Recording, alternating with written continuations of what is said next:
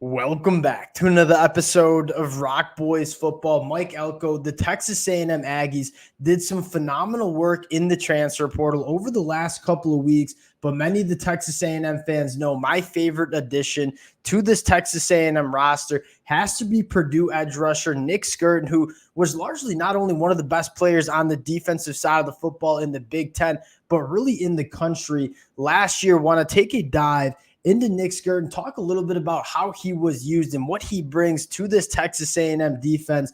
At the end of the day, I look at this Texas A&M defensive line with the addition of Nic Scourton as not only one of the better units in the SEC, but in the entire country. And make no mistake about it, Mike Elko is a line of scrimmage coach. He understands you got to be able to control the line of scrimmage. And when he got to Texas A&M, that was the first couple moves that he made, was getting right on both sides. Nic Scourton certainly going to go a long way in helping that. Before we get into it, just want to say thank you to you guys and a massive shout out to the Texas A&M fans. Many of y'all know I have been extremely excited about what Mike Elko is doing in College Station. The amount of support you guys have shown, whether we're talking on the recruiting trail, taking film deep dives, cannot thank you guys enough. If y'all do enjoy the content, consider subscribing to the channel. Now, as I get through the film on all the transfers for this Texas A&M program, we'll continue to break the newcomers down. But let's get into Nic Scourton. This is a guy that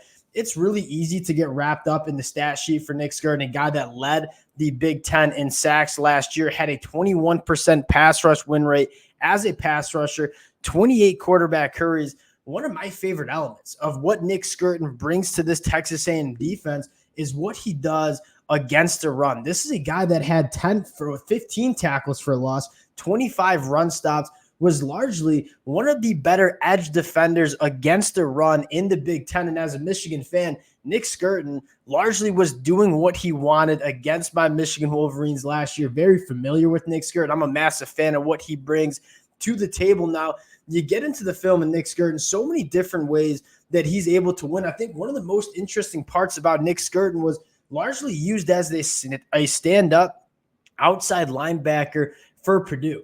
And when you look at the measurables, right, 6'4", 280, makes you scratch your head a little bit. But Nic Scourton's ability to get off the line of scrimmage, be athletic in space for someone who is 280 pounds is truly impressive.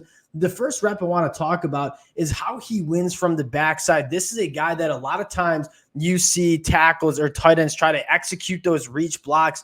Nic Scourton's ability to be explosive, to have a phenomenal get off the line of scrimmage, really allows him to be an elite backside defender. And you fire up this film as a Michigan fan. I mean, Colston Loveland does not miss many of these reach blocks. Nic Scourton, with his ability to win off the line of scrimmage, working from the bottom of your screen, he just gives offensive linemen, tight ends, so many problems in terms of the speed that he has getting off, chasing down this play from the backside in the line of scrimmage, making a play. And that's what you kind of see all over the film for Nic Scourton. You kind of go and continue to watch some of that Michigan film. And again, we're talking about one of the better rushing offenses and certainly one of the better offensive lines that you see in the country. Nic Scourton was kind of a game wrecker in this game and challenged the Michigan offensive line in so many different ways. Now he's working at the top of your screen right here, coming off the line of scrimmage, working against the offensive tackle in Ladarius Henderson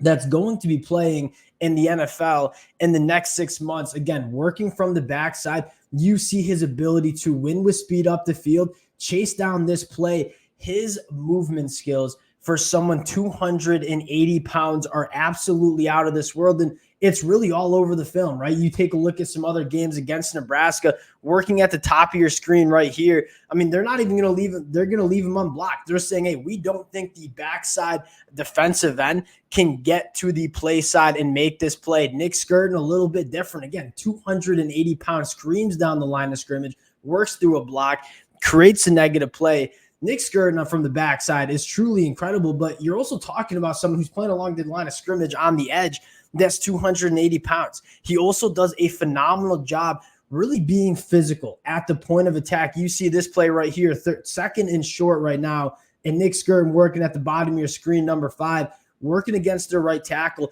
I mean, just does what he wants, just benches this right tackle right into the backfield, creating another negative play. Nic Scourton, not only the quickness and the athleticism from the backside, but also what he can do on the play side, being strong at the point of attack, setting that edge, extremely special as a run defender for this Purdue team last year and for this Texas A&M team this year. And I think what is most interesting about Nic Scourton is you see the raw athleticism. You see him lining up as an outside linebacker, a stand-up outside linebacker at 280 pounds. How does Texas A&M decide to use him in this defensive line rotation is going to be very interesting. Now, again, why do you want an edge rusher like Nic Scourton? Not only is he phenomenal in the run game, you're talking about one of the best pure pass rushers in the Big Ten and really in the country last year as well. 28 quarterback hurries, 21% pass rush win rate, led the Big Ten with 10 sacks, and a guy that's only going into year 3 of his college football career now. What excites me most about Nic Scourton as a pass rusher is he's able to translate those movement skills and that athleticism and that explosiveness as a run defender into that pass rush as well. Now, although he's an extremely athletic, bendy edge rusher, he's also a guy that can use his speed to power. At the end of the day, we're talking about a edge rusher that is 6'4", 280. Offensive tackles are not used to working against that much size and that much power. You see him working at the bottom of your screen. His ability to win with his hands, his heavy hands, and get tackles off their spot, extremely impressive. You rolled this film, and again, challenging the tackle at first up the field, but we're just going to get right into it, and we're going to put him right back into the lap of the quarterback, forcing an errant throw. I think Nic Scourton, and I think what it's really easy to kind of miss is you look at the stat sheet and you assume, all right, a really good pass rusher, right? 10 sacks. A lot of his film is him just being disruptive, collapsing pockets with the power that he has in his hands. So although he has a 21% pass rush win rate, registered 28 quarterback hurries and 10 sacks, led the Big Ten, I don't even know if some of those numbers do it justice in terms of how good Nic Scourton is as a pass rusher. The last one, and this is kind of culminates why I'm so excited about Nic Scourton working top of your screen or bottom of your screen right here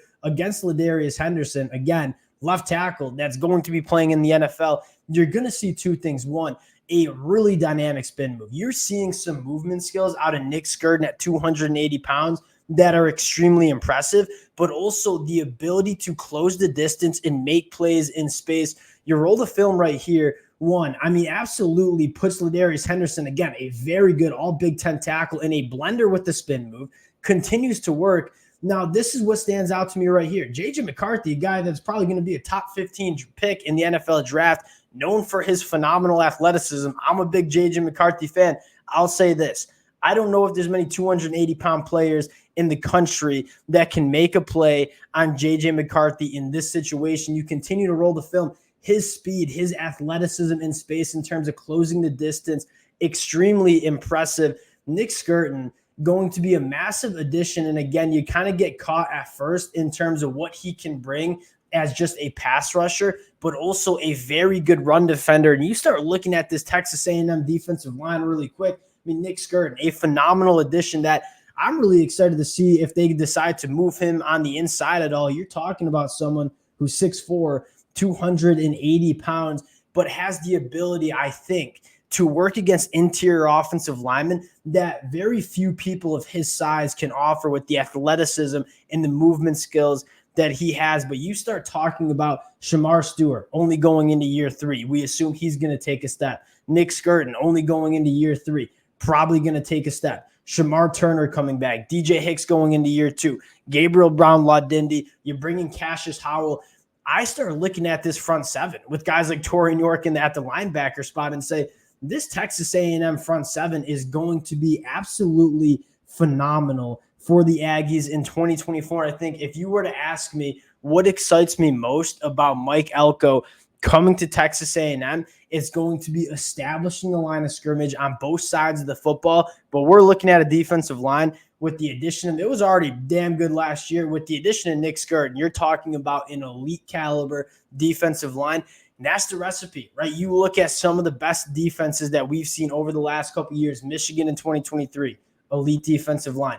The Georgia Bulldogs over the last couple of years, elite defensive line. Texas A&M coming into the season, I think, with one of the better defensive lines in the country. Extremely excited about this program. Now, we got a lot of transfers to work through over the next couple of weeks. We'll continue to check some names off the box. I think we're going next to maybe in the back end. Want to talk about the Ricky White, want to talk about Jaden Hill. So we'll work through some of those guys as we get some chances to. Appreciate you guys rocking with the fellas. If y'all do enjoy the content, again, consider subscribing to the channel. Appreciate you guys, and we'll talk to y'all later.